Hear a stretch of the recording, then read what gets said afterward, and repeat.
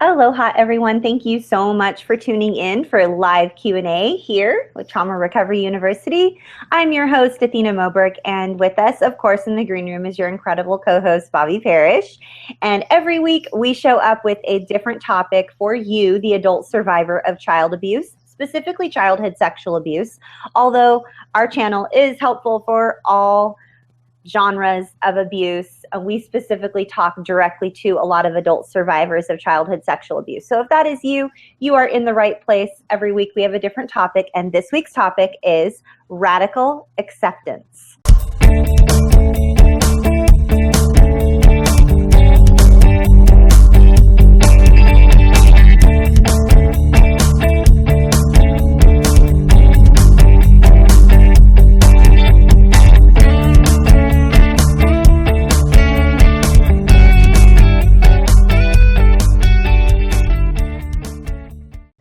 So what is radical acceptance? And it sort of sounds very woo-woo and like, ooh, radical and whatever. It's like a cross between some sort of weird Eastern mysticism and some like 60s hippy-dippy whatever. But it's actually a very well-known term in the psychological and mental health community, a term that is very widely used in dialectical behavioral therapy. A lot of people who practice mindfulness.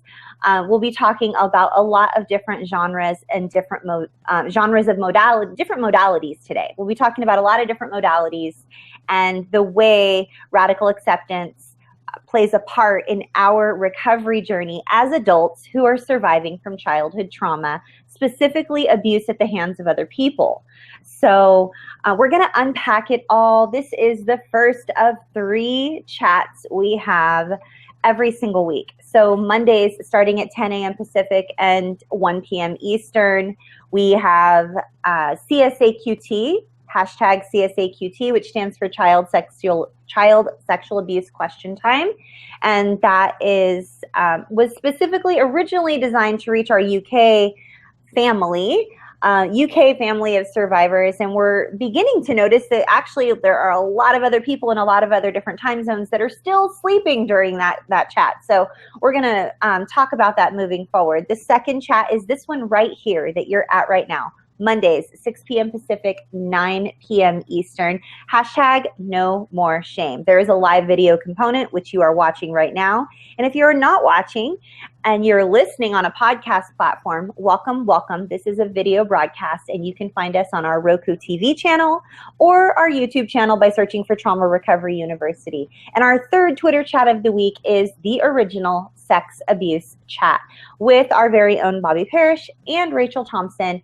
And we're just excited that you're here. So welcome. We serve the global community of adult survivors of childhood sexual abuse. As I mentioned before, we are so excited that you are here, and we are proud to share with you every single week a complimentary one-page downloadable resource that is yours to keep or share or put in a notebook or send via email to other survivors that you know, share with your spouse, your loved ones, your supporters, make a paper airplane, as Bobby likes to say. Whatever it is you want to do, we're creating that for you every single week. It's a one-page downloadable resource which you can have complimentary access to by accessing one of our websites, either traumarecoveryuniversity.com or nomoreshameproject.com.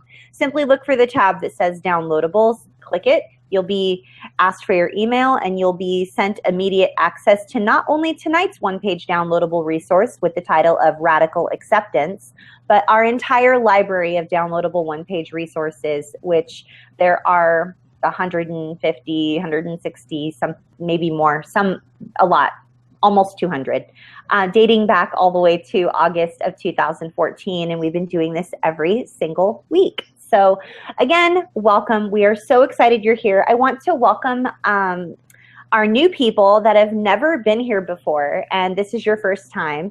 So Bobby right now is monitoring the Twitter chat stream, hashtag no more shame. And then I am sharing and talking with you on the video. And then when it's Bobby's turn to talk and address you guys and share and teach and do all the things that Bobby does, then I will be monitoring the Twitter chat stream. There's also a chat box over on YouTube where you can put your comments, or if you have questions, we want to be here to answer your questions. This is live Q&A. So welcome to you. I do want to welcome Charlie at Depression Warrior over on Twitter. Welcome. I think this is your first time with us. And if it is, welcome. We're so excited that you're here. And we are happy to be a source of compassion, support, and encouragement here on your recovery journey from abuse, from childhood abuse. So if this is your first time, welcome. We are so excited you're here. Don't ever hesitate to reach out and connect with us. If you go to the About section of our YouTube channel, you will see an easy 4-step process on how to get plugged into an online safe community for survivors. And we're excited you're here. I'm going to go ahead and hand this over to Bobby Parrish, and I will be back to chat with you guys in a little bit. Take it away, Bobby. I think we have someone else new tonight. Did you mention Megan? No. Hi, Megan. Ooh. Hi, Megan. Yeah, Megan is joining us tonight for the first time. So that's exciting. And Megan, we are so glad you're here. Welcome to the family. Welcome to our family, Megan. I feel like I've seen Megan before. Oh, I feel like maybe I've seen Megan on different social media platforms, or maybe it's been here on Twitter. I'm not 100% sure. Rar, it's Laura is back. I'm so happy to see you, Laura. And everyone else, Destiny and Chelsea and Matt and August and Simi and Dawn and Jody and Jack and Dominique. What's up? High fives. And Alex. And Jen, hi Jen, and Lizzie. And Poppy's Mission has been tweeting us a lot lately. So I just want to say hi to Poppy's Mission and thank you for the important work you're doing. So Bobby, I am really for reals going to hand it over to you now. That's okay. Hi everybody. I'm so happy to see you here tonight on this occasion for us to discuss radical acceptance. If you were here with us a couple of weeks ago when we talked about accepting the reality of your abuse, things are going to sound a tiny bit familiar, but not entirely, because radical acceptance is a much broader topic, but you're going to see some similarities. Before we get started, though, I want to issue a big old trigger warning and let you know that this is a podcast video chat that discusses childhood abuse. So please take care of yourself and practice excellent self-care while you're participating. If you're triggered, just go ahead and shut things down and then come back to them later when you feel better, or don't come back to them later. Maybe this isn't a subject that you need to hear or need to learn about right now. If you are in crisis and you need help urgently, and you're in the US or Canada, we encourage you to reach out to our friends at RAIN, and that's the Rape, Abuse, Incest National Network. They can be reached at 1-800-656-HOPE, H-O-P-E. You can also access RAIN using their crisis chat feature on their website, rain.org. That's RAINN.org. If you're in the UK, you can reach out to the Samaritans, which is a fantastic agency that offers multiple ways for you to get in contact with them. The first is their hotline, and their number is 116-123.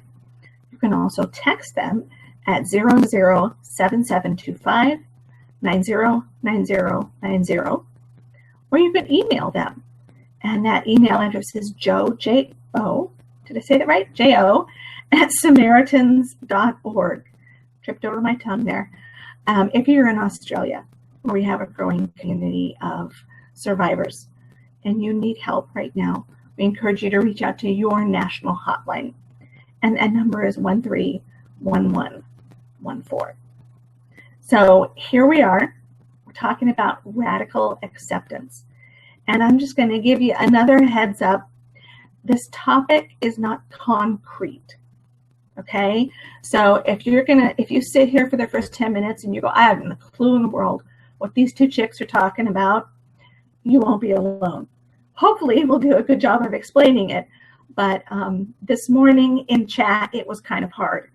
Given, though, of course, in a Twitter chat, you are constrained by only using 140 characters at a time. And radical acceptance needs a little more than 140 characters at a time. So what is the concept of radical acceptance?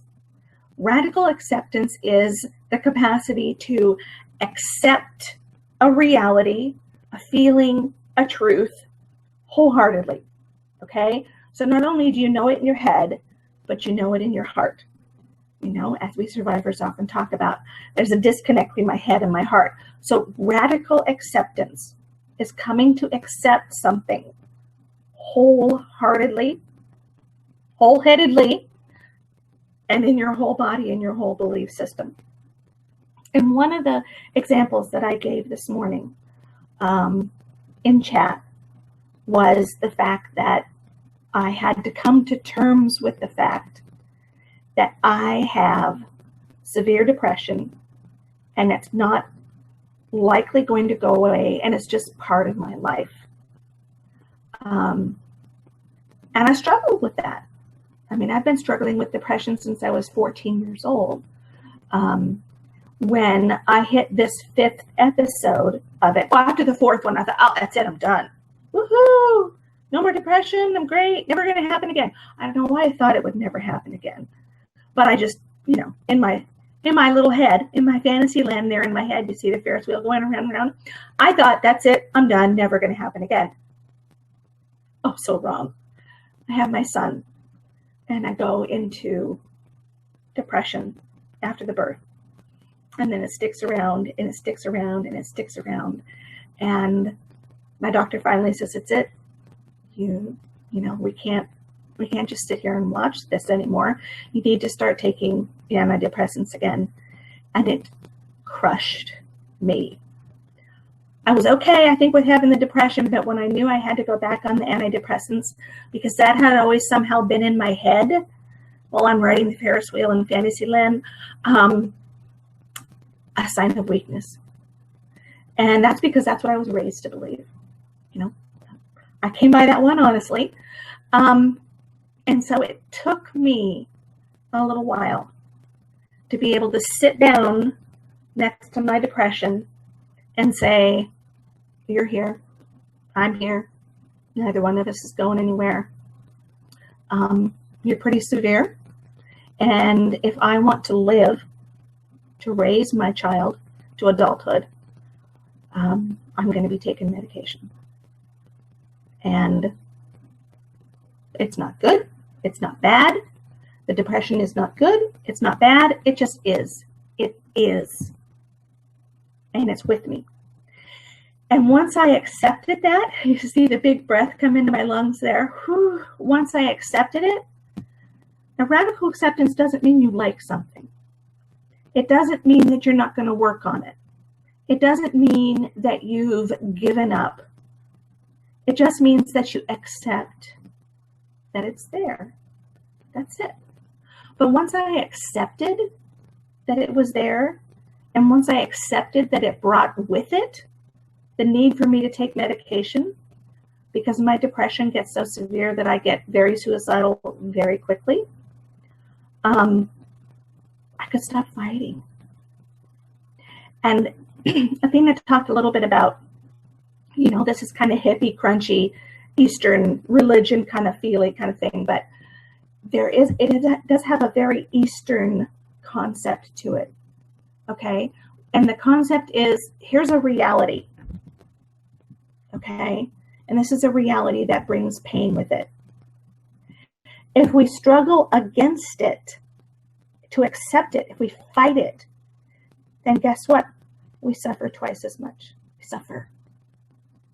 But if we take that fighting against it away, then all we have is that original reality. And now, rather than investing our energy in fighting that reality, now we can work with it. Okay? So once I accepted the fact that depression is here, and I'm going to need to take medication,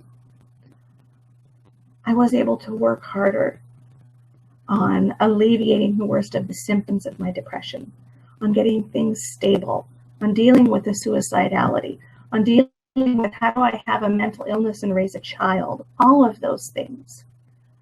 And that's what radical acceptance is about. It's about accepting the reality of something or some feeling so that you don't struggle against it. You're not fighting against it. That's not where you're investing your energy. You're just sitting with it. You make space for it. Athena, do we have questions? I believe we do. I believe we do.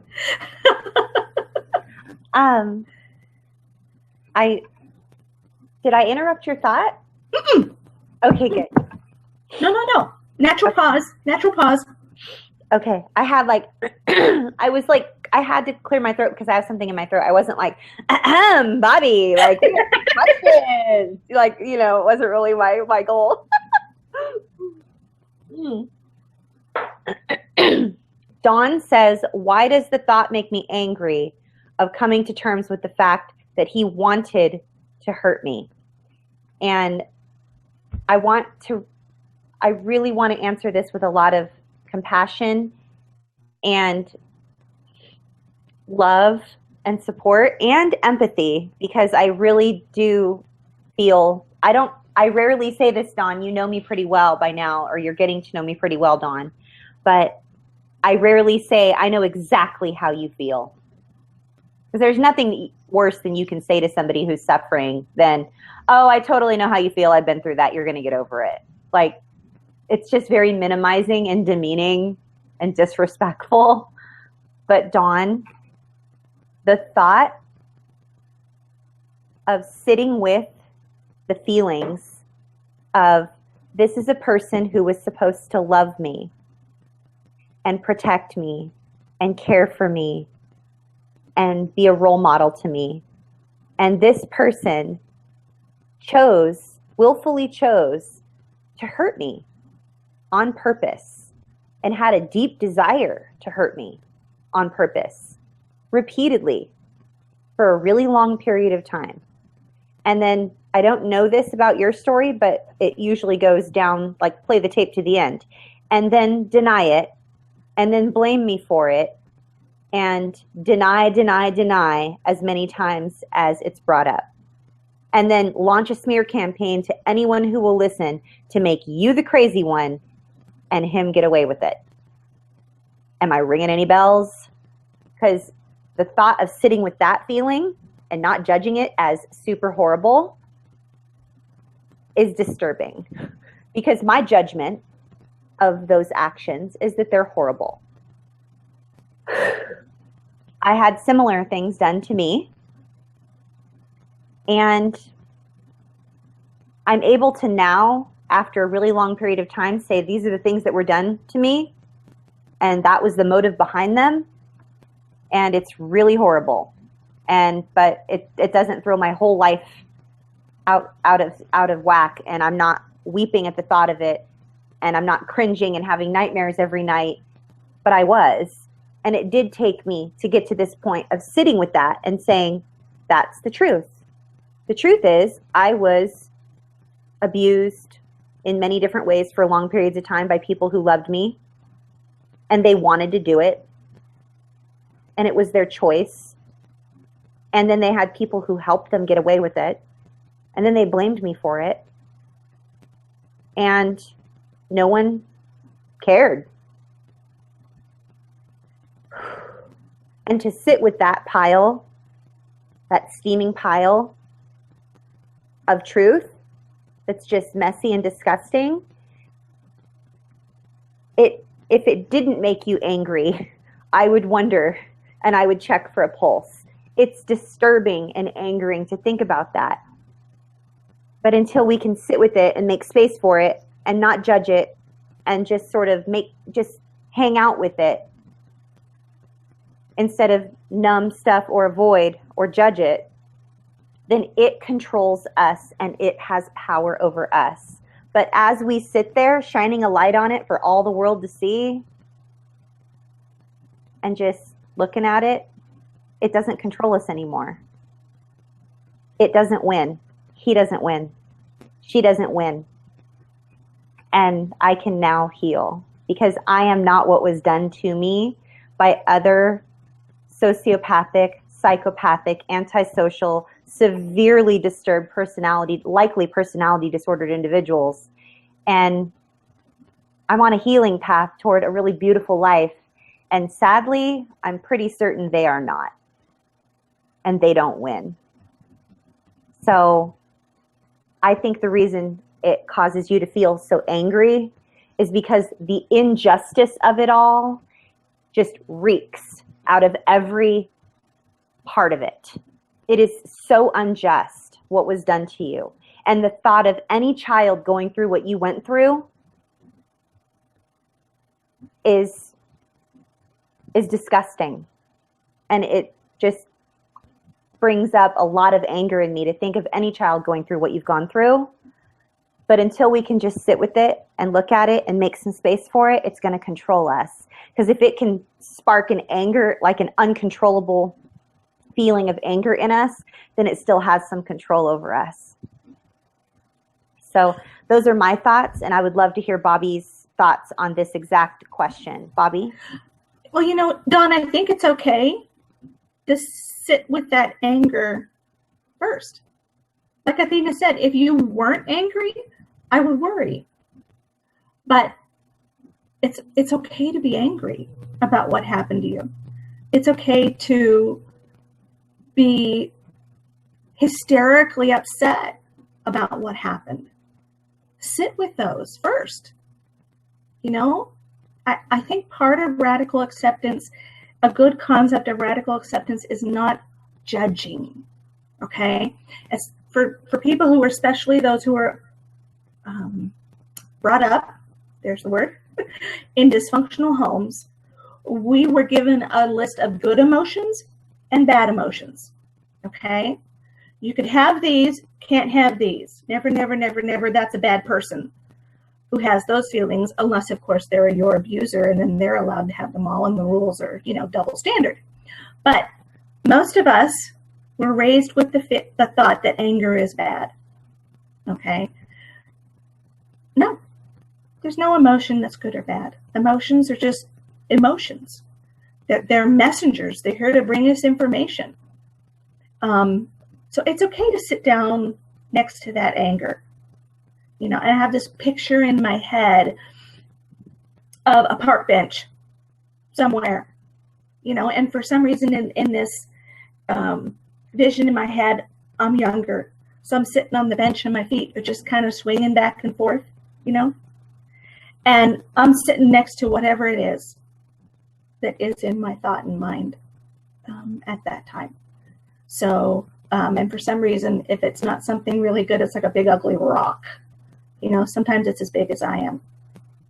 And it's okay to just sit there, not judge the fact that you feel angry, not judge anger, and just sit with it. That's radical acceptance. You're not denying it. You're not fighting it. You're just sitting with it. And I think another level of this, even deeper, is that often the things that we struggle against are things that our brain developed as a way to help us cope with what happened to us. Or they're ways that our adult brain came up with to help us numb, avoid, minimize, deny what happened to us. Okay, so say, for example,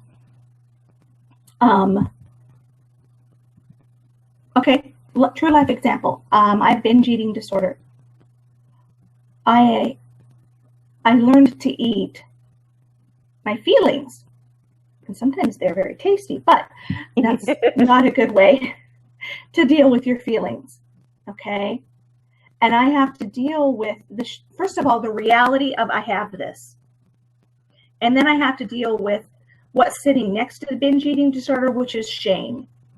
And the shame feels bigger than the binge eating disorder. So here's me, shame, and binge eating disorder sitting on a bench. And I can look at that binge eating disorder and say, thank you. You came to do a service for me. You came, I don't know why, but this is touching my feelings. You came to help protect me from having to absorb something I wasn't ready to absorb yet. And I'm thankful. And so I extend kindness and compassion to that truth in my life. If I went through a period of time in my life where I was very promiscuous, because I thought that if I had sex with anyone who wanted to have sex with me, that meant they loved me. Okay, so now sitting next to me on the bench is shame, because shame still goes, right? If you're promiscuous, you should be shameful, right? Right? That's what we were all taught. And now the binge eating disorder, and now the promiscuity. But radical acceptance has me saying thank you. I appreciate that you were there to help me try and find love, because that's all I ever wanted. All I ever wanted. I think all any of us ever wanted was to be loved and to be accepted. And you helped me try to find that. You don't have a place in my life anymore. But I'm so thankful that you came and you tried to help. And I release you. I'm done. I don't need you anymore.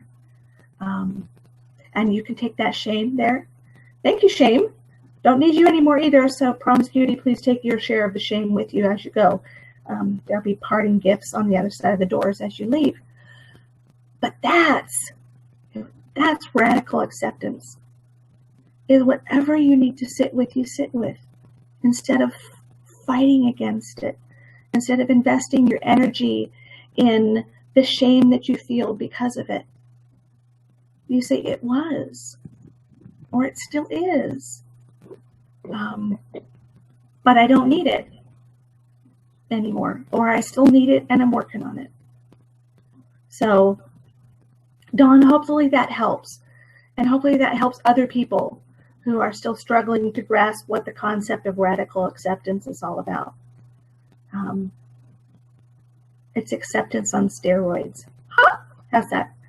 Yeah, it is. That's why it's called radical acceptance, I think, because it is radical for us to even grasp. There are a couple other questions here, Bobby. Really quick. Grace Hope wanted to know if radical acceptance is the same as forgiveness. It is not. They are not synonymous. Radical acceptance and forgiveness are not the same. Forgiveness is when you release a debt, like paid in full. Someone owes you something and you decide they don't owe you anything anymore. So you forgive that debt because you're never going to get it. Like they're bankrupt, fleeing the state, can't hold down a job, whatever. You're releasing that debt. Forgiveness is someone owes you something and you choose to not wait around for it because it might never come. So you forgive it. You forgive the debt. That's forgiveness. Radical acceptance is sitting with the fact that this person owes you and staring at it and sitting with it and realizing that they owe you and that you might never get it. I feel like radical acceptance is harder than forgiveness. That's just me. That's just my opinion. Some people find it super easy to go through and accept things, and radical acceptance is easier for them than forgiveness. But or forgiveness is easier for them than whatever. But for me, I feel like forgiveness, like releasing someone from something that I'm probably never going to get and just being able to release it and move on, that's easier for me than radically accepting it. Like sitting with something is like way harder than me just going, all right, I'm never going to get that anyway. Like I forgive that.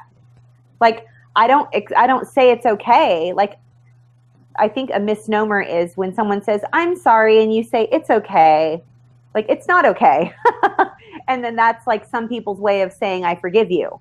I don't think that it's okay and I forgive you are the same thing either. And just as I don't think that forgiveness and radical acceptance are the same thing. They're not synonymous in my book. So, Bobby, your thoughts on that? Forgiveness and radical acceptance? No, very much not the same thing. I think radical acceptance can lead us, if we choose, to a place of forgiveness. But radical acceptance is more about, it's just like Athena described, you know, forgiveness is about releasing the debt, but acceptance is about acknowledging and let's see how I could take my eye. It's hard to describe radical acceptance without using the word acceptance. It's about acknowledging that there was a debt to begin with. It's about acknowledging the pain and the reality of what happened to you so that you can even begin to let the debt go. But no, they're not the same. There's so much going on the Twitter feed right now, Bobby. I'm going to rapid fire to you, okay? Okay. Grace says, I want to forget it, not accept it. Me too, girl. Alex says, it's hard to not get wrapped in our childhood sexual abuse becoming our identity because of comorbid illnesses given. Sarah Marie wants to know, what does it mean if you don't feel any anger? Jen says, I'm still in denial over some events in my past. Radical acceptance to me is like pulling the veil off to reveal it. Scary. Yes, Jen. Dawn says, I've dealt with a lot with anger, but I realize as new things come, new anger occurs. And JJ Strong says, acceptance is such a new thing for me, but the clarity received from accepting has helped me with knowing how to heal. Yes, yes, yes. And JJ, I did receive a message from you, and I've delayed in getting back to you, and it's totally not your fault. It's totally my fault. And I would just love it if you would friend me on Facebook if you haven't, and then message me on Facebook if you haven't. And I'm so sorry if I haven't gotten back to you. I think I just got a message from you, and you'd said that you'd messaged previously, so I'm so sorry. But Bobby Charlie says, it's still hard for me to accept that I've been abused. It's hard to hear, to be called a liar and an exaggerator. Oh, Charlie, you're not alone. Bobby, would you like to talk to any of these? I just gave you so many all at once. But are there any that stick out that you would like to? I want to make sure everybody's questions get answered, but there's so many. I think what I'm hearing a lot of is, I don't want to accept what happened to me. Because if I accept what happened to me, then A, B, C, and D. Grace was talking about, if I accept what happened to me, does that mean I have to forgive it? Are they the same thing? If I accept it, what does that mean? What is it going to take me to? Why do I want to do this thing called radical acceptance? And as I wrote the one page today and listened to the people talking in chat this morning, sometimes it's helpful to talk about what radical acceptance is not. Okay? Radical acceptance does not mean that you're surrendering to something. Okay? Yes, I'm going to accept the fact that I have depression and it's going to sit next to me on this bench for a while, for a long while. It's already been there on the bench for a long time. It's probably not going anywhere. Does that mean that I'm not going to work on it? No. Does that mean that I'm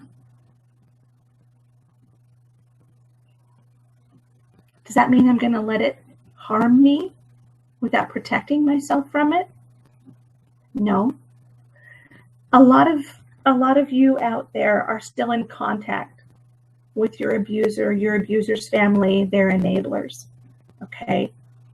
If that is the case, we're absolutely not saying to you to accept the fact that your family is full of abusers, make peace with it, and move on. No. The things that I think we're talking about accepting are things that have happened in the past, or they have exclusively to do with us. If you have someone, if you have something that is currently doing you harm, protect yourself. Do what you need to do to get that toxic thing or activity out of your life. That is not something that you sit down and make space for and agree to radically accept. That is something that you work to get rid of and you work to protect yourself from. Hey, Bobby, Uh-huh. on the topic of everything you just said, I don't know. I don't know if I heard you wrong. Uh-huh. I might have heard you wrong.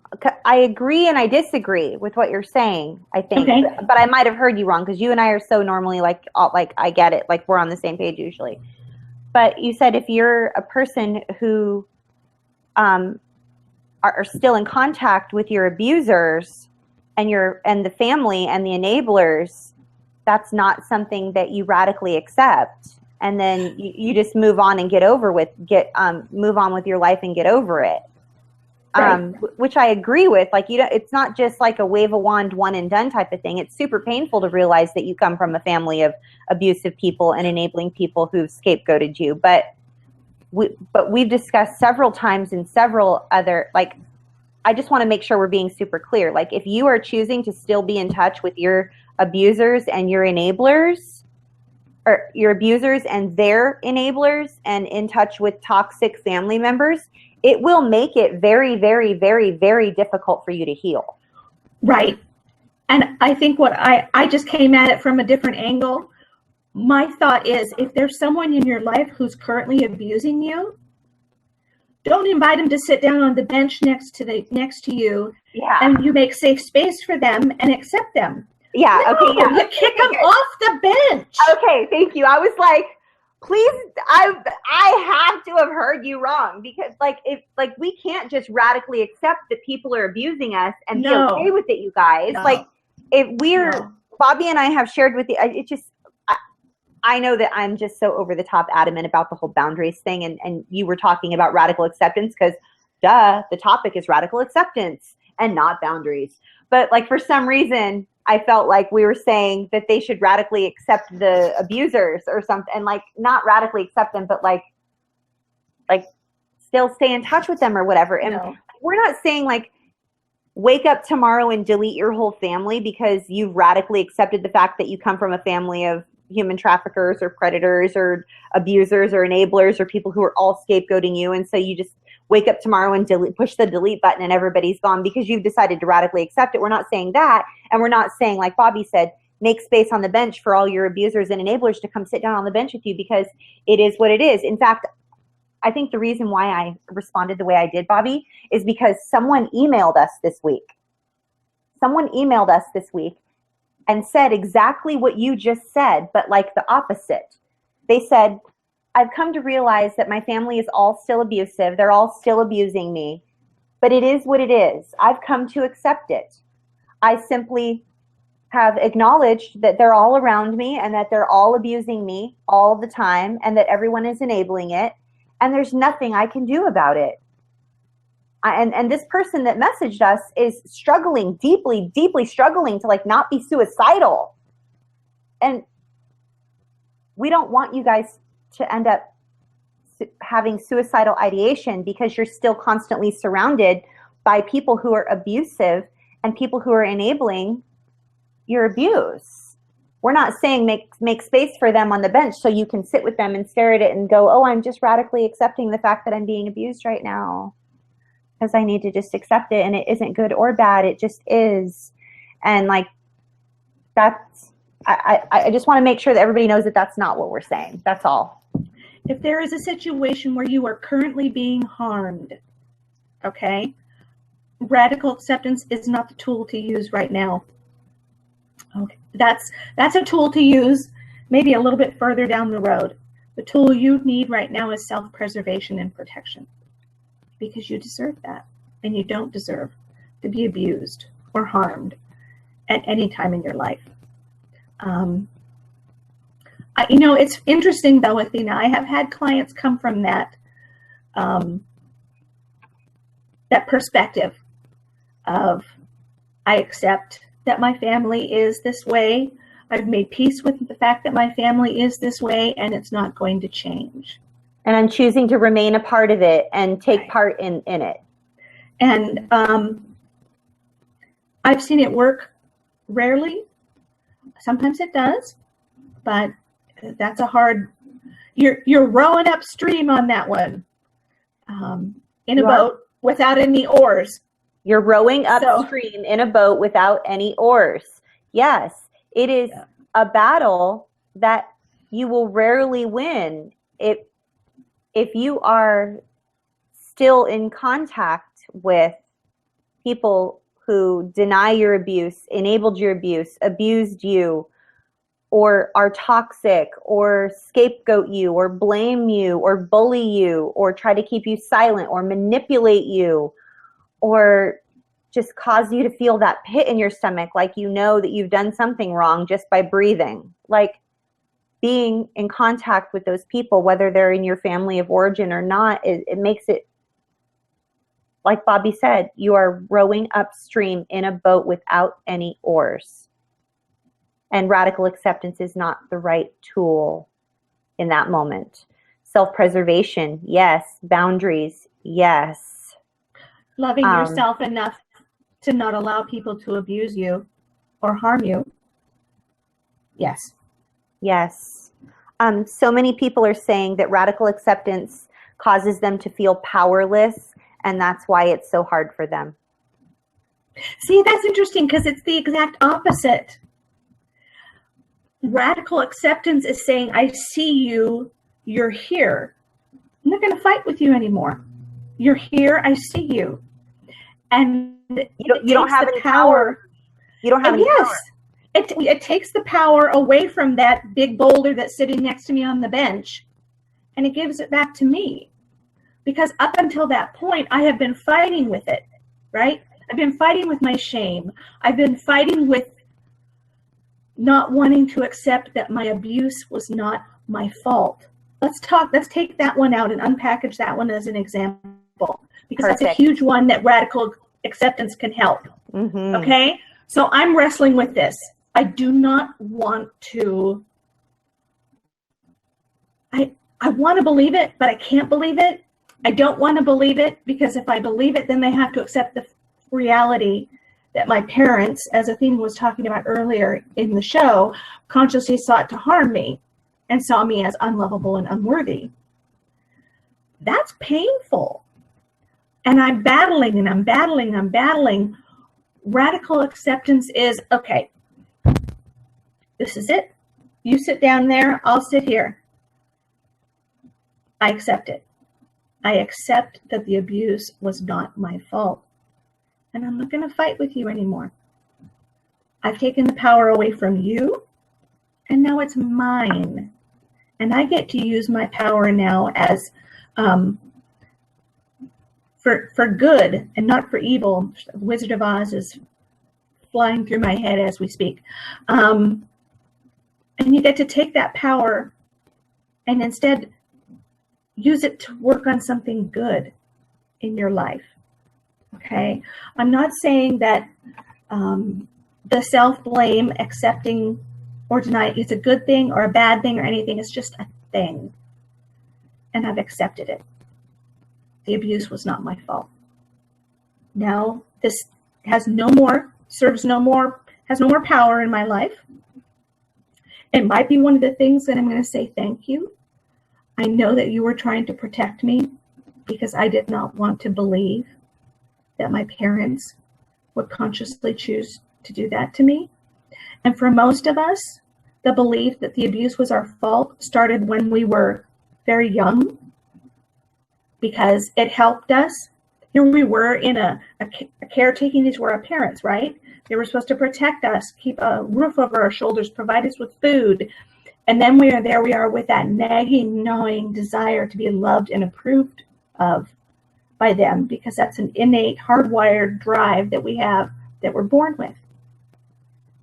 And with your child's mind, it's virtually impossible to say, you people who I'm trying to bond with, you people who I'm trying to protect, who are trying to protect me, who I rely on, are hurting me. And so our mind instead says, oh, okay, this must be my fault. I must not be a good person. And that's why this is happening, because I deserve it. And then there comes our abuser and their enabler saying, you're a bad person. You deserve all the bad things. You're not lovable. You're not worthy. And so it only makes that message louder and louder in our head. But we originally thought it originally came to be in our head because it was our brain's way of trying to protect us. So that is one of those things that we probably need to say thank you. You did a service to me at one time, but I don't need it anymore. I'm accepting the fact that my parents were who they were and did what they did. Radical acceptance is not about judging. It's not about blaming. It's not about labeling good or bad.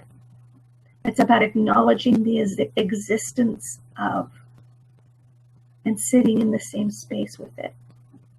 Okay? So I can say, thank you. I don't need you anymore. You can go. Exit stage right. More parting gifts will be there for you. Because I don't need you. And so now it has no power over me. And I can take the energy that I was using to fight with it and put it onto something else that will serve me. Rather than believing that the abuse was my fault. If we're going to invest our emotional energy in anything, I would always rather see you invest it in something good, in building up good things, than trying to destroy a part of you or your belief that you think is bad. So, how are we doing, Athena? Shall we put up the one page soon? We're doing really good. What you just explained was very helpful. Dawn says that it's a great tool and she's going to put this in her toolbox. I want to address Sarah Marie had a question earlier. It's a little bit off topic, but I feel like it's a question we get all the time, and so I really want to answer it. She says, what does it mean when I don't feel any anger? And Bobby, you actually helped me with this a lot because I went through a really long period of my recovery where I would move immediately from confusion to compassion. And I wasn't able to process any anger. And Sarah Marie, I want you to know that you're not alone. And what I mean by moving immediately from confusion to compassion is this. I would sit with the fact that I was abused. I would sort of unpack it and what it entailed and what it meant about me. Obviously, if I was abused, either I did something wrong or they thought I did something wrong or whatever. And then I would come to this conclusion that, wait a second, like I was just being a kid and I didn't deserve to be abused. And they were really wrong and sadistic. And like they derive some sort of pleasure from like hurting me on purpose. And that is so like, what a mind screw, right? And like, how do you even process that? That is so confusing. And then I would go immediately from confusion to, I get it. It's because they were raised in a really bad environment and they had abusive parents and they were one of 7 children. My mom was one of 7. My dad was one of 7. They were really poor and there were foster homes involved and there wasn't a lot of love and there wasn't a lot of food and they didn't have a lot of clothing. And so it would make sense that they didn't have the proper tools necessary. They didn't have the internet. Gosh, my poor parents. Oh my gosh, I feel so bad for them. I have such compassion for them because they don't have the tools necessary to raise a child. Like they were just given this child and like they didn't know what to do. So of course they abused me and like allowed the abuse and exploited me and like traded me for things and like didn't take care of me and stole my car and like bought drugs instead of food and, you know, did crazy shit. Like I would move from confusion to compassion. Instead of sitting with the anger, I would skip right over the anger. And because I wasn't angry, because I was never allowed to feel anger. Any emotions, like Bobby said in the beginning of the broadcast, when we're children, we have good emotions and we have bad emotions. If I'm smiling and I'm being a super cute baby, or if I'm really sweet and I'm picking up my toys, or if I'm super kind and I'm not throwing food and I'm like being way older than I really am in the moment, I'm being a perfect child, then that is good. if I cry, if I poop my pants because I'm a baby, if I slam my hand in the car door because my parents are drunk and they're closing the door on my hand, and oops, my hand was there, and the door closes on someone's hand when it's still there because I'm a child and I'm crying and I'm an inconvenience. So I'm bad all of a sudden. I have good things and I have bad things. And when you're a child, you don't have good things and bad things. Everything is you. You're either good or you're bad. And you're not allowed to feel bad emotions. You're not allowed to feel angry. And if you're throwing a tantrum or you're angry because someone's hurting you or you're saying no, you get told no. You're not allowed to say no. No, you're wrong for saying no. You're bad if you say no. You're not allowed to be angry. The reason we don't feel anger as adults, Sarah Marie, is because we were never allowed to feel anger. We were only allowed to say yes and amen. We were only allowed to say yes, ma'am, no, ma'am, yes, sir, no, sir, yes, I will do whatever you ask me to do. I will be psychic and take the temperature of a room so that I show up perfectly, smelling perfectly, looking perfectly, and acting perfectly 24/7, 365 as long as you live, because I must be perfect, or else you will either abuse me or you will withhold your love from me. I am never allowed to be angry. So here I am, a grown-ass woman in my 40s, moving from confusion, it's so weird that I was abused and I was just being a human, to, oh, I get it. I have such compassion for my family. They didn't know what to do. They weren't given the proper tools. And I never sat with the scary middle, which is, wow, this is super effed up. Who does that to children? Who doesn't protect their own offspring? Who harms animals and children, like messed up crazy people that I'm related to? That's horrible. And I'm angry about it. And I'm never allowed to feel that way. And so I shift from confusion to compassion, and then I move on with my life. And all this anger just stays in there because it's never processed and it's never let out to go to recess. So that's my answer. You feel no anger because you were never allowed to. And it's easier to move from, okay, makes sense. And then you move on. It's very painful to get angry. And it takes a lot of energy to get angry and go, wow, the injustice of this. And like, we're intuitively afraid that if we move and allow ourselves to feel anger, that we will be an angry person forever. And that we'll never not be angry, and that we're probably going to harm some people. So that's the reason. And I highly encourage you to find a way to get in touch with your anger. As many times as you need to watch this little 10-minute section of the video, like rewind, play again, and then whatever Bobby says, watch that multiple times as well, because this is for you, Sarah Marie, and this is for all of you who wonder why you don't feel anger. So Bobby, lend us your wisdom. Well, I think there's a piece of it too. It's interesting because Grace is on the Twitter stream tonight talking about her anger and how she was conditioned to believe what would happen to angry people, or what happens when you get anger. And it's nothing but negativity. That anger is a negative thing. If you're angry, then you're not a good Christian. If you're angry, then you're going to hurt the people that you love. If you're angry, then you're going to go into a rage, and people are going to think you're a terrible human being, and no one will ever love you ever again. Anger has so many messages connected to it for people who are raised in dysfunctional homes. It's like anger never comes alone.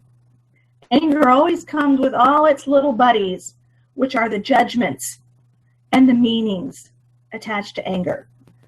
It's like a little gang of thugs, and anger is the boss of them all. I love that visual. But they all show up. They never travel alone unless you learn to sit with anger, accept that it exists. You don't judge it good. You don't judge it bad. You don't assume that B is going to happen, or C is going to happen, or D is going to happen because you feel anger. It's just an emotion. Emotions are messengers. That's it. Emotions are not decision makers, not meant to be something that we use to make a decision, and they are not meant to prompt action. It's just a messenger. And anger about our abuse is telling us that an injustice was done. It's okay to be angry. And once you make your peace with anger, then anger and his little buddies, his little thugs that travel with him, that tell you what anger means and what's going to happen if you get angry, can go. And there's one more thing that I want to bring up before I bring up the one page. There was, I think it was Grace who said on the Twitter stream about our abusers, their enablers, they did the best they could. And I know that that is her perception of the people who abused her in her life. And I have had many people tell me that that is where they go to. That's the place that they've come. That's how they made peace with what happened to them, is that statement, they did the best they could. And then they make their peace with that and they move along. I want to challenge that a little bit, okay?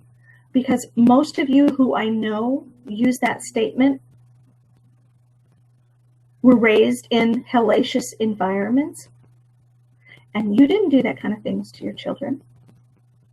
Somehow you figured out that we don't do these kinds of things to our children. I recognize that my parents did the best they could. They did. You know, my family, if you, probably all the way back to Abraham, trauma, abuse, addiction, trauma, abuse, addiction. My parents did the best they could, but it wasn't good enough.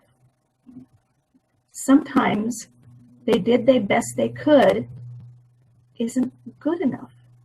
It's an explanation. It's not an excuse. It's okay for you to be angry. It's okay for you to be upset about what your parents did. And you don't get to just they don't get their whole parenting history wiped off the board. They don't get a hall pass. That's right. They don't get a free pass. No hall pass. That's right. They don't get a free pass because they did the best they could. And each one of you who's here tonight, and I know all of you, you have done the best you can with your children. But you haven't done to your kids what was done to you. Somehow you figured out how to do differently. Just like your parents could have figured out how to do differently. Now, for whatever reason, whatever circumstances in their life, that didn't happen. So it's okay to still hold your parents accountable, even if they did the best they could. It yes, is. Ma'am. Because we're held accountable. Like somehow, like Bobby said, we managed to not exploit our children and do all the things that were done to us. Like, yeah. There's some new, I have some messages from the YouTube chat box. Okay. And I just wanted to share them with you really quick because it's so hard for us to be in all these different places at one time. Thank you, Matt. I want to say a very special hello to Rebecca because she's new. Hi, Rebecca.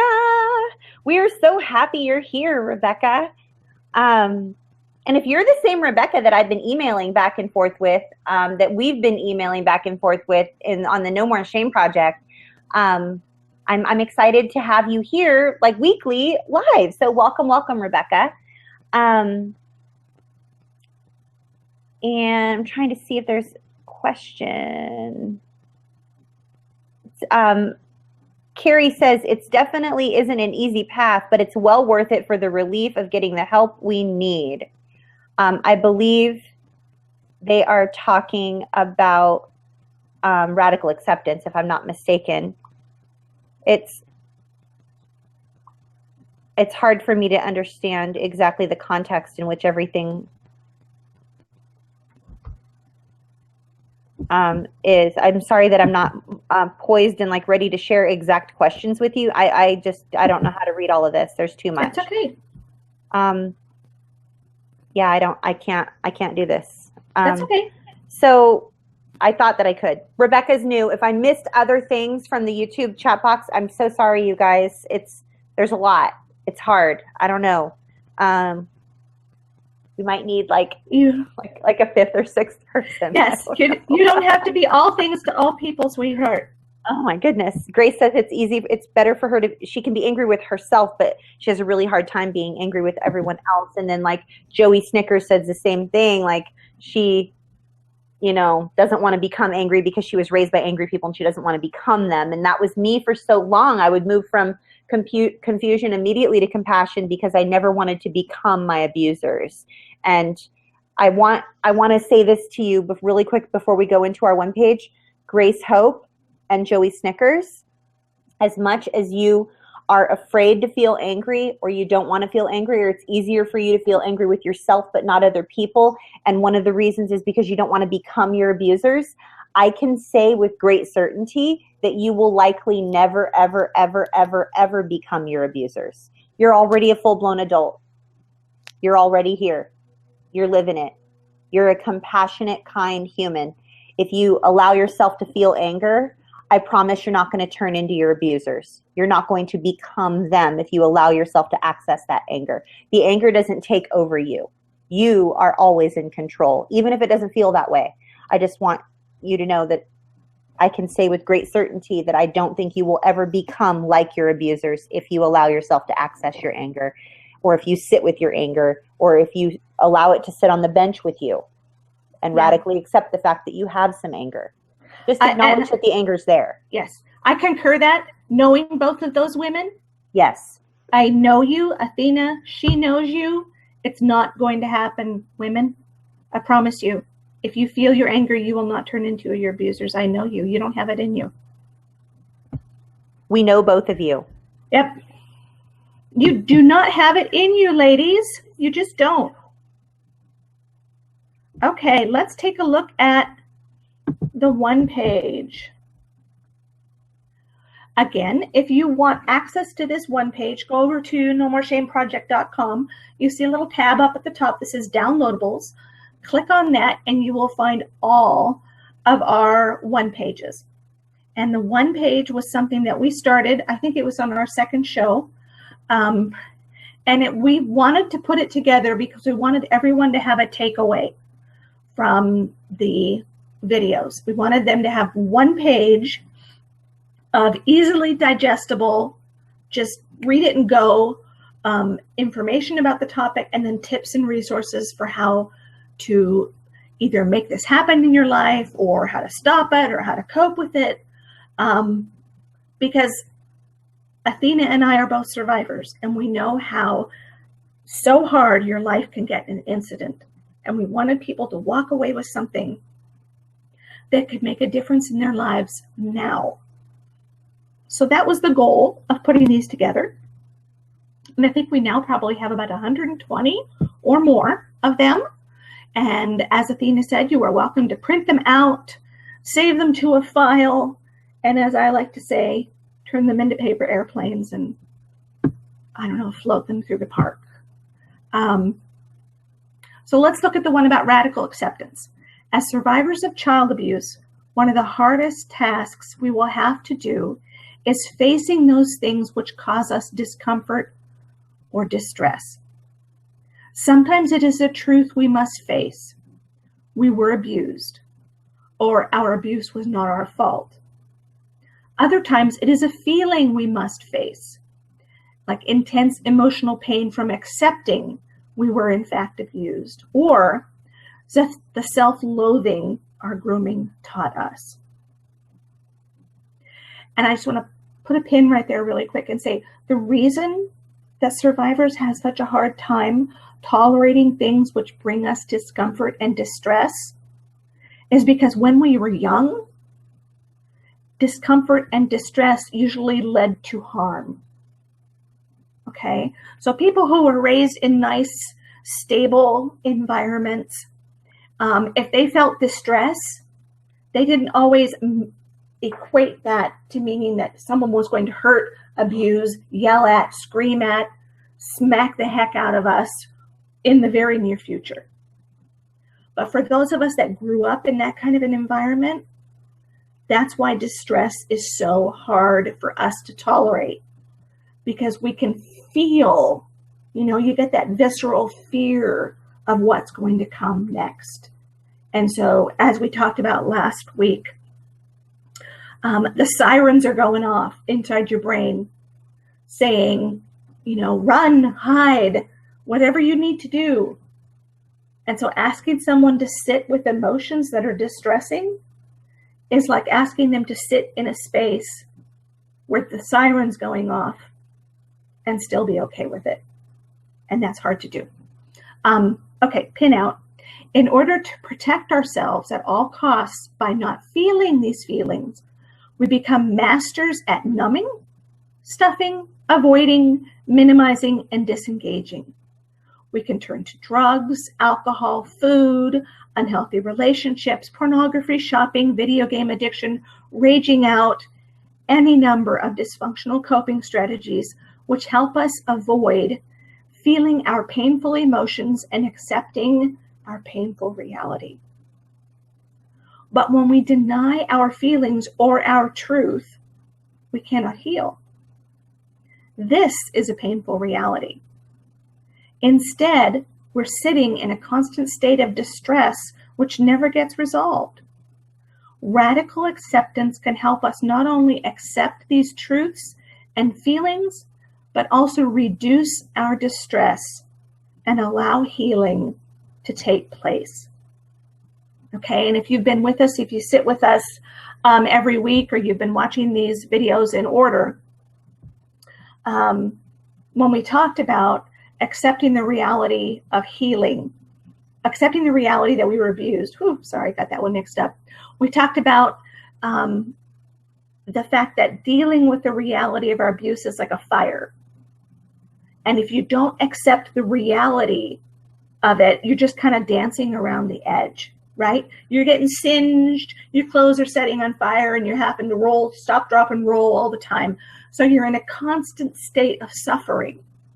And we don't want to run through the fire of recovery, because that seems like really a foolish thing to do and a very scary thing to do, right? Who runs into flames?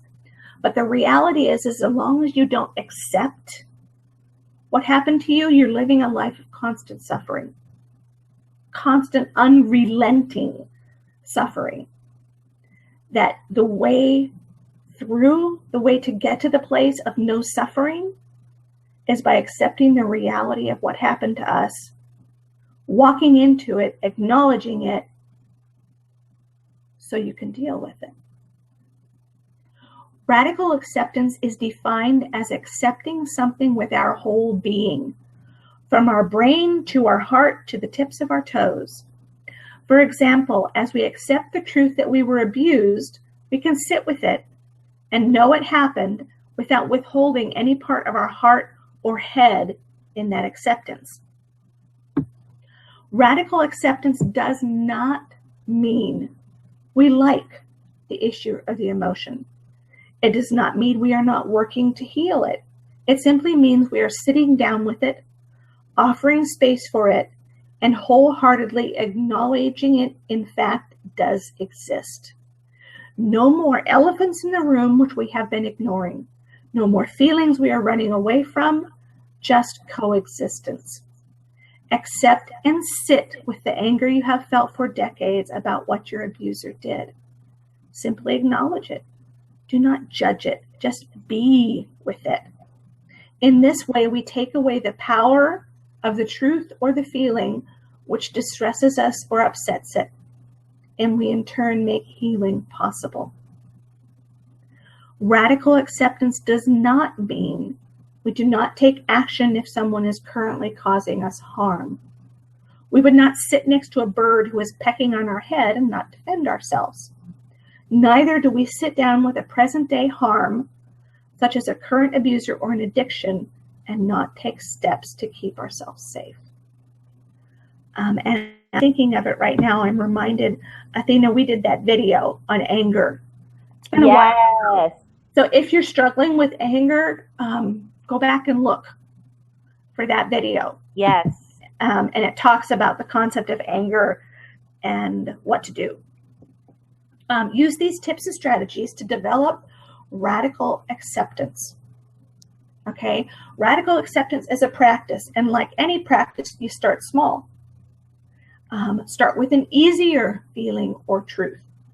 Develop your radical acceptance muscles before you tackle the most powerful feelings and realities, right? You're not going to walk into a gym having never lifted weights a day in your life and try and lift up that 700 pounds over there. No, you're going to go for the smaller weights first, right? And build up your muscles. Same thing. It's a process. It's a practice. It's a journey. Start small and work up to bigger feelings and truths about your life, family, relationships, and abuse. Take away the judgment you give to emotions, such as anger being bad and happiness being good. Remind yourself as often as you remember, emotions are just messengers. They have no good or bad value. Learn to accept without blame. There is no judgment in radical acceptance. There is no blame. There simply is, anger.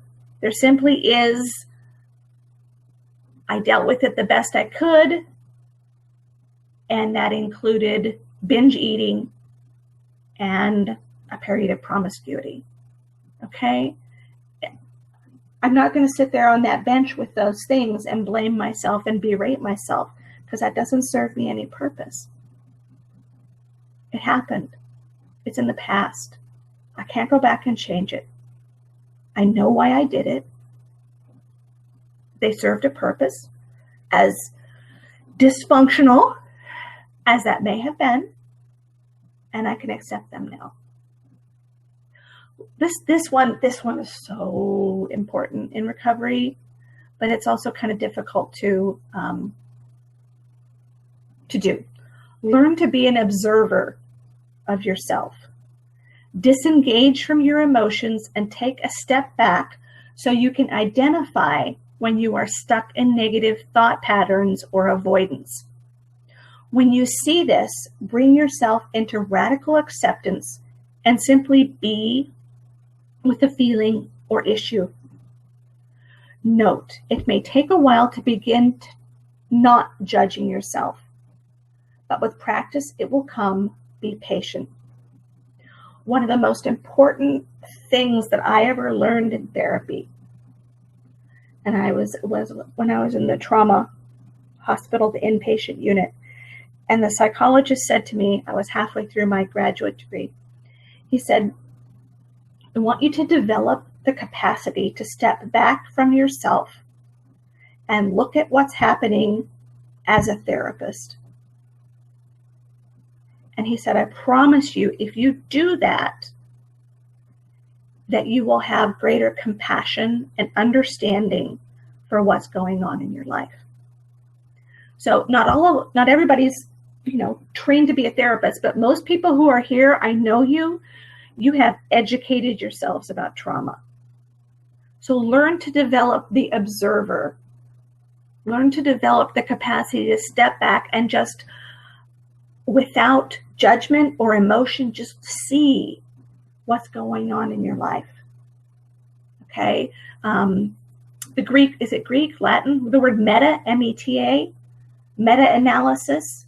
Okay? So to step back and look at it from an observer level, you'll find that so helpful if you can figure out how to step back and just observe what's going on. Kindness and compassion are key.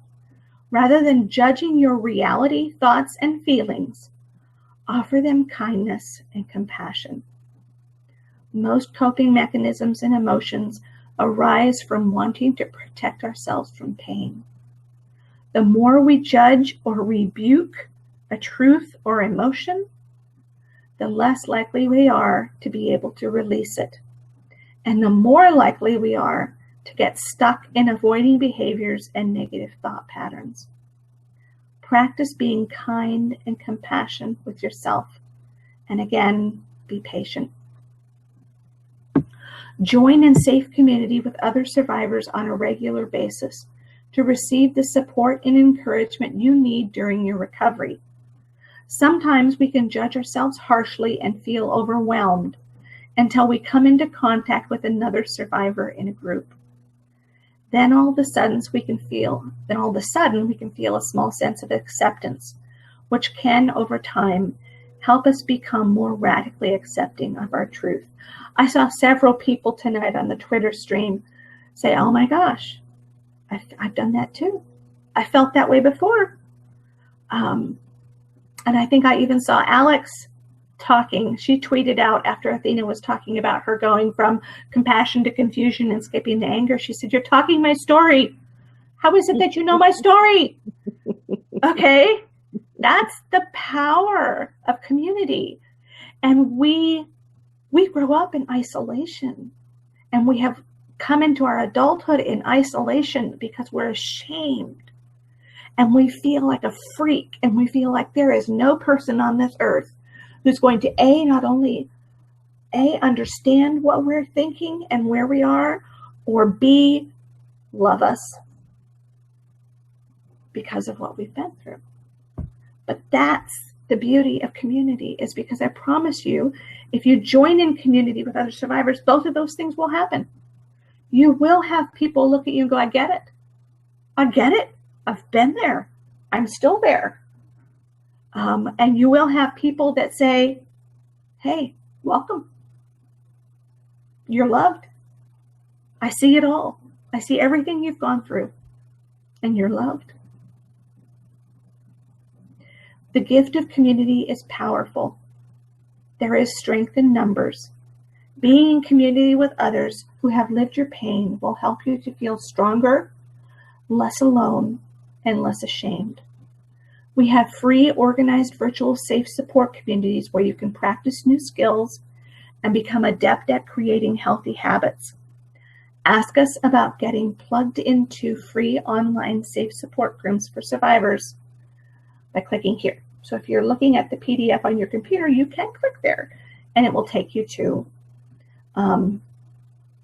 the place that you need to go to get yourself signed up.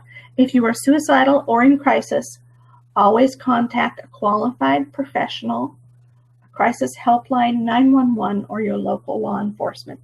Our groups are not set up for crisis management, as they are peer-led and free of charge.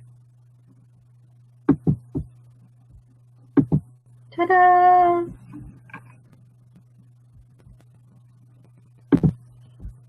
There we go.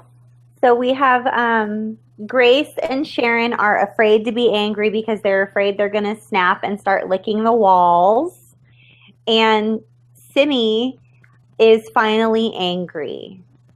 And so once we acknowledge that anger exists, we can sit there with it. We're not saying like, get angry and lick the walls, or get angry and go be mean to people. Like, we're just saying acknowledge that there might be some anger there somewhere. It's possible. There might not be any anger, but if you've never accessed it, it's likely there. So, and what's the only thing that's going through my head, okay, obviously I have eating issues. Was it in Willy Wonka and the Chocolate Factory where they licked the wallpaper because it tasted good? Yes, I think so. Yay! Oh my goodness. So you guys, if you're in the camp of people who are afraid to get angry, we get you. If you're in the camp of people who are feeling angry for the very first time because you're realizing, wait a second, I have moved from confusion to compassion my whole life. I've been like, wow, why would people do that? Oh, I get it. They didn't know any better. But like somewhere in the scary middle where miraculous things happen, there's some injustice that's gone on. Like, wait, I managed to not do the same thing that was done to me. And before you shift into another place of compassion by saying that they didn't have Google, please just allow yourself to acknowledge that there might be some anger in there somewhere and allow it to sit down with you. We're not saying rage out and harm people. No, no, no. Rage is never acceptable. But healthy anger and acknowledging the injustice of it all is actually something that will help you move farther along in your recovery journey. So just accepting the fact that there could be anger, right, Bobby? Radically accepting the fact that there could be anger. Right. And that it's not terrible. No. Do your very best. Do your very best to acknowledge that there could be some feelings there and don't label them as good or bad. And don't judge them as good or bad. Right. Yeah. Yeah. They're just there. If you're feeling a feeling, do your very best. Resist every urge you have to say, this is my pile for good feelings and this is my pile for bad feelings. And I'm only going to feel the ones that are in the good pile. Do your very, very, very, very, very best to simply admit that you have feelings and that none of them are good or bad. They are simply messages, like Bobby and I have been saying. Yep. We all, right, Bobby? We all have feelings. Everyone has feelings. Everyone has frustrations. Everyone has a myriad of different feelings. And the sooner that we, in this particular video that we're sharing with you tonight, the sooner we just allow our feelings to sit with us and us to sit with them, and we coexist in a space together, they know once we allow ourselves to coexist in this space with our feelings, they no longer control us. Because guess what? We're no longer running from them. We're saying, oh, you've been chasing me for 30 years and I don't want to deal with you. Guess what? Come in and have a seat and plop down and have a seat and stay for a while, feelings.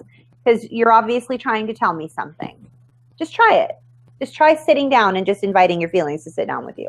Yes, it sounds very woo-woo. Yes, we get it. But try it. Yeah. We're just saying try it. Yep. Yep. Because you know what kind of people are the only people who don't have feelings? Psychopaths. Okay? So we all have feelings. And it's okay. And like Athena said, there's no good, there's no bad. And I know some people were actually also taught that they couldn't be happy because they weren't allowed to be happy. Their parents didn't want them to be happy. So some of you have a larger pile of feelings that you couldn't feel. But it all works the same. Like Athena said, they've been chasing you for so long. You know, just invite them in to come and sit with you. And if you need someone to do that with you, then invite a support person to sit with you. Practice doing it in therapy sessions. Whatever you need to do. Because as long as you run from the feelings, they have the power. And when you sit with them, then you take the power back. So, there we go. Yeah. There are some of you. Oh, Simi, you've brought a lot of joy to my life too. Oh my goodness. Destiny, I'm sitting with you, honey. I'm sitting with you. It just takes a while. Don't give up, Destiny. Don't give up. Okay? Please, please, please. Alex says, important reminder to be angry, but not at yourself. Suicide equals anger turned inward. Athena, that is so hard to remember. Yes, it's so true. I think they said like depression is anger turned inward or something, and depression leads to suicide. But yes, Alex, you're right. Being angry at yourself is like linked to shame and linked to toxic shame. And it is linked to depression, and that's just a whole, we have the video. Harriet, if you could please pop up the video on anger right here, that would be super duper duper helpful. If y'all haven't seen the anger video, we unpack the topic of anger. A lot of this tonight, interestingly, was talking about radically accepting anger. So, pop up anger. And just, if you want to watch another video, because we're about done with this one, then feel free to watch it if you're watching a replay. But or Bobby, if you're watching live, go look for it. Yeah, you can go look for it. There was something I wanted to share with you. Oh. There are some of you out there, a few of you, that apologize and say, I'm so sorry to be so annoying, and I'm so sorry to be a nuisance, and I'm so sorry to bother you. And you are looking at the queen of a person who felt like she was a nuisance and a bother and an annoyance. I was told that every word that came out of my mouth was meaningless drivel. I didn't even know what that meant. And but that it was bad. It was bad. Of course it was, because it was being said to me. So, but I want you all to know that this is Q&A, and you give us your Q's, and then we give you A's. And we love to answer your questions, and you are never annoying us. You're not a bother. You're not a nuisance. You're not an annoyance. And I just don't want you to ever feel that way. I'm not the type of person that says, don't ever feel that way, because I don't like people to tell me not to feel things. But I just looked at a tweet that I wrote, and I wrote, do not ever feel that way. And I was like, what would make me say that? And then I looked, oh yeah, now I know. So I'm telling you, if you're assuming that you're a bother or a nuisance or an annoyance, please don't ever feel that way. Your feelings are valid. You're feeling that for a reason. That's familiar. Who told you that you were an annoyance? Who told you that you were a bother? Who told you you were a nuisance? Like, that's a puzzle. Think about that.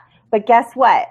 Bobby and I, we will never tell you that you're a nuisance or an annoyance or a bother, because we're grateful, grateful, grateful for you being here. And you guys are the reason we do all of this. And you're not ever a nuisance or a bother or an annoyance. So I just want you to know that and sit with that. That could be a foreign thing for you. Maybe no one's ever told you that before. But I want to invite you to sit with it. Sit with what it would feel like to know that you're not a nuisance, and that you're not a bother, and that you're not an annoyance. And that might bring some tears, because perhaps you've been told that over and over again. But I want to encourage you to sit with that, because I promise you're not. So, Bobby, did you want to say anything to everybody before we transition into the time where we welcome brand new people? Alex is reminding everybody about the Brene Brown video that we talked about last week about the people being in the arena. Yes. And, you know, she's saying, you know, go binge watch these things that we're talking about, the anger video, this video, going back to the video about how to accept the reality that you were abused. That was a good one. I promise you, if you watch these videos and you at all put any part of what is said in them into place, your life will change. Things will change. Will you feel instantaneous joy and be set free from every, you know, difficult experience that you ever went through? No. But things will change. And change creates momentum for more change. It's like that snowball that you start at the top of the hill that's this big, and by the time it gets down to the end of the hill, it could take out a house. That's what you want to do. Start small, and eventually you'll flatten that house, just like the house flattened the Wicked Witch. I am all kinds of movie analogies tonight. You are. I love it so much. My oh yes, and me so sorry for breathing. I know, like the air I was breathing was too much for people. Like, swear, it was ridiculous. Yeah, Brene Brown. Oh my gosh. I had something that I wanted to share with you, and now I just totally can't remember. But I'm just so glad that we got a chance to like unpack this and really share with people. Like, this is a super duper hard concept. I really want to encourage you guys, as much as you love being here hanging out on these videos, I want to encourage you to really do some research and click some links and Google some stuff on radical acceptance, because it really is difficult to explain radical acceptance in 140 characters on a tweet, or even within just a measly 1 hour video where we're answering a bazillion different questions that we love answering. So it really, it would do you guys a lot of good to just, if you are interested in what this means to sit with stuff and have it perpetuate your healing journey, I just encourage you to definitely to do that. We want you guys to always feel empowered to do your research. You know, you totally deserve that. You deserve to do your research. You deserve to, knowledge is power. The more you learn, the more you're like, wow, I'm not just this victim sitting back having life happen to me. No, like, oh my gosh, there's some stuff I can do here. You know, right, Bobby? Empower yourself. Yeah, empower yourself. So you want to welcome new people, Bobby? I know we're over time. Like last week, I cut us off right now because I just didn't want us to be so far over time. But we'll just briefly for 5 minutes, guys. We want to tell you how to get in touch with us. Okay, let's do present to everyone and go. Okay, these are ways that you can join in safe community with us. I'm gonna make it bigger because my eyes are old. We have 3 Twitter chats and Facebook groups and videos, all that we offer to you in this slide right here. It's all free. Always has been free, always will be free. 3 Twitter chats. The first one is on Monday. The hashtag is CSAQT, which stands for Child Sexual Abuse Question Time. It's at 10 a.m. Pacific and 6 p.m. GMT in the UK. Then the second one is, if you're watching us live, you're participating in it now. It's a combination video Twitter chat. And the hashtag is No More Shame. It's at 6 p.m. Pacific, 9 Eastern, and Tuesdays at 2 o'clock in the morning in the UK. And then Tuesday night, there is a sex abuse chat, and that's the hashtag sex abuse chat. It's at 6 p.m. Pacific, 9 Eastern, and that's 2 o'clock in the morning in the UK. Anytime you want to join in on our Monday night videos or you want to watch our videos, just hop over to bit.ly/trauma recovery U. And that's a big T, big R, big U, uppercase, as the nuns would say. Oh, look, I made everything really big. If you would like to join into our Facebook groups, please follow this 4-step process. It's the easiest way. And yes, we don't usually get back to you within 24 hours, but we are getting to people as quickly as we can. I try. I really try. So the first thing that we would like for you to do is to like the Trauma Recovery University page on Facebook, and I'll show you that URL in the next slide. And then send friend requests to both Athena and I. And once we have accepted them, then message us with something similar to, I'd like to heal in safe community. Okay? Don't message us before we've accepted your friend request, or the message goes into a very deep, dark hole called Other in Facebook. And we seldom know what lives in that deep, dark hole. So make sure that we accept your friend request before you message us. And then we will contact you. We may ask you some questions to determine whether or not you're safe, because we do everything we can to protect the safety of our groups. That is of utmost priority to Athena and I. Including a zero tolerance policy when you don't abide by the guidelines, and then you end up getting removed from the groups, and then you end up launching a smear campaign and then blaming me for you getting removed. That too. So after we have had a chance to ascertain that you're safe, we will place you in one of the support groups, and we will post an introduction so that people can come and welcome you.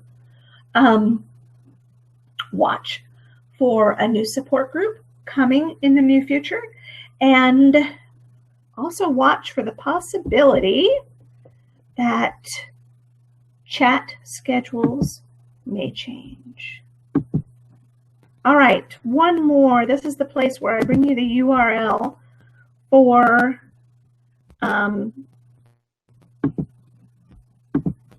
the Trauma Recovery University page. So many buttons.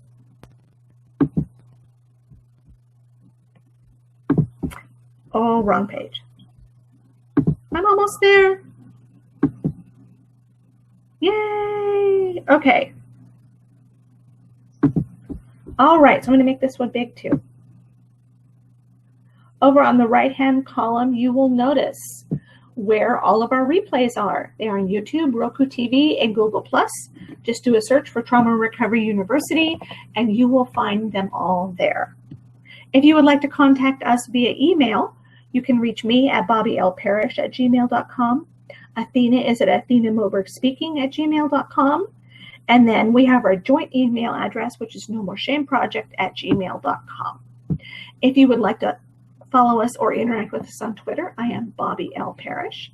Athena is Athena Moberg, and Trauma Recovery University is Trauma Recovery U. Over on Facebook, there's the URL for Trauma Recovery University. And then there's my professional page, which is Bobby Parrish Coaching and Consulting, my personal page, which is Bobby Parrish, Athena's professional page, which is Athena Moberg Speaking, and her personal page, which is Dawn Athena Moberg. And then over here, watch my little mouse cursor do a little dance over there. You can watch all of our videos 24/7, 365 at bit.ly/Trauma Recovery U. And that's it. We've done all. Are people making you giggle? I finally am able to read something from the YouTube chat. Rebecca says, it took me 40 years to feel anger. She says, it took me 40 years to feel anger at my situation. I put all my anger on God for a long time. I did the exact same thing. Oh my gosh. Yes, yes, yes. Damien told me to breathe. Breathe, Athena. I must have been going on a rant. It's okay, Damien. I'm very well versed in all this. I got practice. We're so glad you guys spent some time with us. It's we're over time. We're always happy that you're here. We're grateful. Thank you for sticking around this long, if you stuck around this long. And I just wanted to add, I haven't updated Bobby's little sheets yet, but I will at some point, like probably next week or the week after, like really soon probably. But I wanted to let you know, I've added some things to the No More Shame Project website. Several areas explain how to get plugged into Safe Community. I've updated something on the Roku player where you guys can know how to get plugged into Safe Community. Again, over on our YouTube channel in the About section, how to get plugged into Safe Community. Over on our Facebook page, the pinned post, how to get plugged into Safe Community. It is really, really, really imperative for y'all to like follow. That we've found the easiest way for you guys to get plugged in that works. So we would love to plug you guys in, and we want you to feel supported. We're so wanting you to feel supported. Yes. And next week's authenticity? Yes, it is. And I was messaging with Maggie, and we're breaking it down into sections of authenticity. Like, ooh, I love it.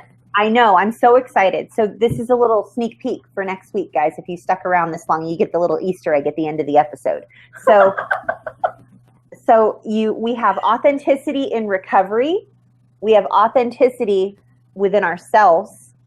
We have authenticity in relationships with others, with other people who are living authentic lives. Yes. Avoiding and distancing ourselves from people who are toxic, who are not leading authentic lives, and then what it looks like to live an authentic life virtually, like on social media. Ah, yes. So there's different sections of authenticity that we're going to be discussing, and it's like one of my most favorite topics like ever. I know I say that a lot, like when we talk about boundaries, I'm like, boundaries is my favorite. But like boundaries and authenticity, I feel go hand in hand. Yeah, they do. And then what's the last topic in January? Verbal abuse. There we go. So we need more topics, you guys. You guys are the ones that choose our topics. So please, please, please, for the month of February, we're looking for topic suggestions. I'm going to check my email and check my DMs and check my messages and all of the other places y'all send me information about what topics you want. So, but feel free to message us or send me an email, athenamobergspeaking@gmail.com. or nomoreshameproject@gmail.com if you have a suggestion for a topic, and that would be awesome. We would love them. So did you want to say bye to everybody, Bobby? Yeah. Take care, everyone. We will see you next week, or we will see you on Twitter or Facebook. And as always, it's an honor to be here and help you to understand yourselves and make better progress in your recovery. Yeah. Thank you, Bobby. You guys, we're really grateful for each and every one of you. I'm Athena Moberg, and this is Bobby Parrish, and we love bringing you everything you need for healthy, informed trauma recovery. See you next week.